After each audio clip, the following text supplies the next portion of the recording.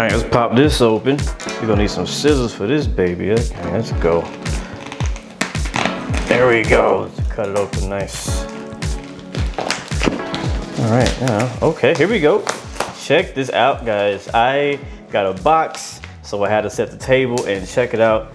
It's here, the miniFCU by miniCockpit, and I'm really excited about this. Do a lot of Airbus flying in Microsoft Flight Simulator. So it's my first look at it. Looking at the box here, you can see it has kind of a diagram of what we can expect to see. Stop flying your airplane with a mouse. I 100% agree with that. Another diagram on this side, and then miniCockpit. Pretty sweet. All right, let's open her up. Okay. I've always wanted one of these. So this is a USB. Pretty typical. So that's good. Just one USB, guys. Just one single USB. And that's what I like to see when it comes to products. All right, so it's nice and small. I mean, they don't call it a mini. Oh, look at that. It even has the little suction cups here on the bottom. It comes already applied. That's pretty cool. And here it is. Man, this looks good. This looks really good. All right. So obviously, all made of plastic, which is why the prices they would make so low. You got the one single connection port here that goes into your PC. I'm not sure what this is for. I think this is to extend it.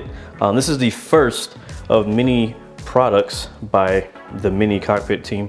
And so it's just the first one. So I'm pretty sure these on the side is how you connect them to the rest of their future product line. But anyways, let's take a look at this baby. All right, so again, it's actually very lightweight. It's very small. Not sure if you guys can see the scale. I can put my shades here. This is how big the scale is of it. So, I mean, it's actually fairly small, which I think is perfect for a home cockpit. Look at that, it sucks right down to the table. Oh my God, I can't even move it. I can't even, there we go. I'm so scared I'm gonna break it. Don't break it, okay. Yeah, oh man, that's actually very effective. All right, how about this? Oh, that feels nice. That feels real nice. Sounds good too. Y'all hear that?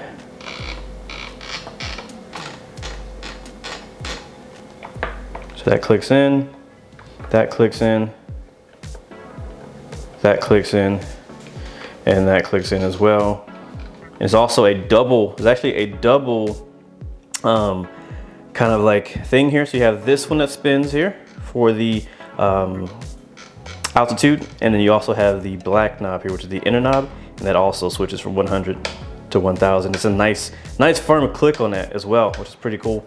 As far as the vertical speed here, you can spin this. Again, it has a nice click noise. Again, you can press it in, and then here you have that. Again, once again, it presses in, and all these buttons also will click in. Autopilot buttons, expedite button, approach button, heading track. So that's nice. That's very nice. Feels good. I like it so far. It feels like it delivers what it promised. So now, really the moment of truth is, how does this work in the simulator? So we have to try that out. All right, so I just ran into a major flaw. I was just getting ready to install this into my setup, and I noticed that this USB is extremely short, the one that's included in the box. Not sure if you can really tell from here in the video just how short this is, but it's about probably 20 inches long, maybe 20 inches. And it's also not a type of USB that I necessarily have laying around. So I've had to check my massive box of wires, of USB cords, extension cables, and things like that. And sadly, none of them match the type of USB that they're using. Was kind of hoping they would use the same type of USB that like literally all of the rest of my flight sim hardware uses, but yeah, I think that's a flaw. I think it was a mistake. Not a good decision. I think they need to use a generic USB. I'm not sure if there's a limitation, a reason why they chose to use the type of USB they used. So I'm gonna be forced to use one of these USB extension cables. It's a USB 3.0 extension. I recommend, if you do use an extension cable for USBs, use 3.0, because a lot of our devices are requiring you to use a USB 3.0. which is unfortunate because that means that a lot of you are going to have to buy a USB extension cord, and hopefully that doesn't become an issue when actually making it work in the simulator. All right, we're gonna set this on my desk. I have it connected to a USB extension cable. It's also connected down to a USB hub. So we're gonna hit the switch, and there it is coming to life. Wow, that looks cool. That looks like it's supposed to. You can see all kind of like the numbers are there. Again, I don't have the sim loaded up just yet, but this is its default state. All the lights are lighting up as they should, which is pretty cool. Yeah, that looks pretty accurate. All right, we got Microsoft Flight Sim open, as well as I have downloaded the miniCockpit application that allows us to link the FCU with the simulator. And I have to say, seeing these numbers light up is pretty freaking cool. I mean, it looks really good. The colors look perfect. The lighting there, the backlighting looks really, really well done. And let's go ahead and take off. We'll get in the air real quick. I'm just gonna go max toga here on my Airbus throttles, just so we can get a real quick look. And we are airborne. Positive rate, gear up. All right, gear's coming up, and now that we're in the air, I'm gonna get off the controls, and now let's start messing around with this a little bit. So we have everything in sync. Let's go ahead and set our altitude for 23,000 feet with about a 1,500 knot or vertical speed climb, and we'll hit autopilot here. Oh, look at that, even the light comes on. That's cool. And again, that is reflected in the simulator, so that's cool. And now we will also see if we can get the heading to activate. Oh man, look at this. All right, so I just realized, I forgot, in Airbus, there's actually a push and a pull. So pulling it out allowed us to activate heading mode.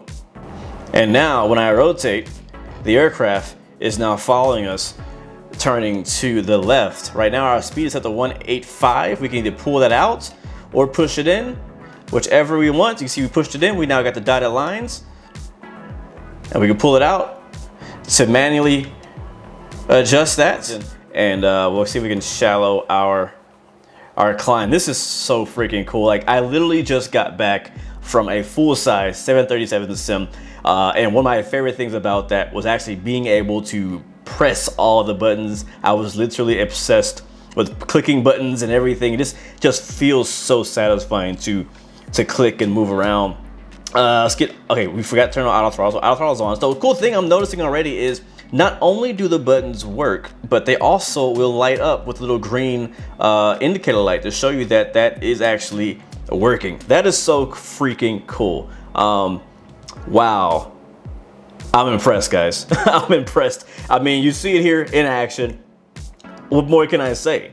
What more can I say? I mean, let's just go flying with it now. All right, guys, here we are climbing out in the Fenix A320 now in Microsoft Flight Simulator. And one thing I want to point out, as you can notice here on our FCU, is just a completely blank screen. But when I turn the knob, it is in sync with the Fenix A320. That is because of a licensing issue, I believe. So it does work. You just won't see the numbers show up here on your screen as we're now over speeding. So the good news is that it does work, but you won't see anything on the screen, so it's all good. What you doing? Nothing. Just, you know, flying around. Anyways, we're in X-plane now, and it's good to see that it does indeed work. I can change my altitude, my vertical speed, my heading, my speed, all that stuff still works and is in sync, which is beautiful. Be great to run in X-plane as well. So man, again, I'm really mind blown. I am extremely impressed, and let me know what you think. What do you guys think? I mean, I was really skeptical of this when it first got announced. It's by a new developer that I've never heard of. You know, we don't really trust them or have a loyalty to this developer, but I have to say they truly did deliver on what seems to be an extremely quality product. But let me know what you guys think so far. Did you pre-order it? Have you changed your mind? Anyways, guys, until next time, remember you have 3 choices: give up, give in, and give it all you got. Peace, love, and God bless you. I'll see you guys next time, next video. My God. Ja.